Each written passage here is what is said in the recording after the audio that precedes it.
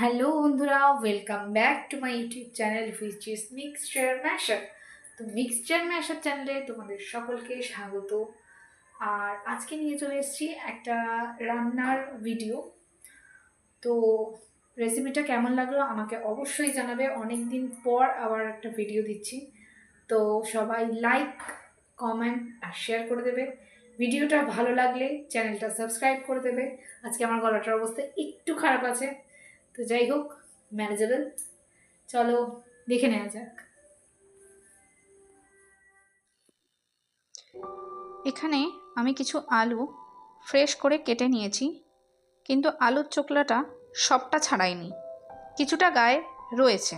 এভাবেই আলুটাকে প্রথমে ছালিয়ে নিতে হবে। তারপর আলুটাকে ভালো করে গ্রাইন্ডারে গ্রেট করতে হবে, যাতে তার টেক্সচারটা খানিকটা এমন আসে,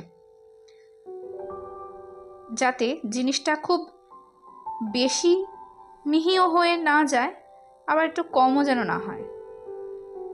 এবার জলটাকে ভালো করে ছাঁকিয়ে নিতে হবে।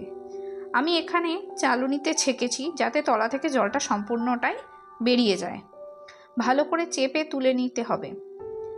এবার এর মধ্যে একটু নুন দিয়ে নিচ্ছি। নুন দিলে এক্সেস জলটা কিছুক্ষণ বাদে দেখবেন সবটাই এই আলুটা থেকে বেরিয়ে আসবে। এবার আমি নিয়ে নিয়েছি 3টে কাঁচা লঙ্কা আর 5 কোয়া রসুন। ভালো করে এটাকে ছোট ছোট করে টুকরো করে কেটে নিয়েছি। এবার এর ভেতর থেকে দেখুন জলটাকে সম্পূর্ণ নিংড়িয়ে নিয়ে তার মধ্যে ওই রসুন আর কাঁচা লঙ্কা কুচিগুলো দিয়ে দিয়েছি।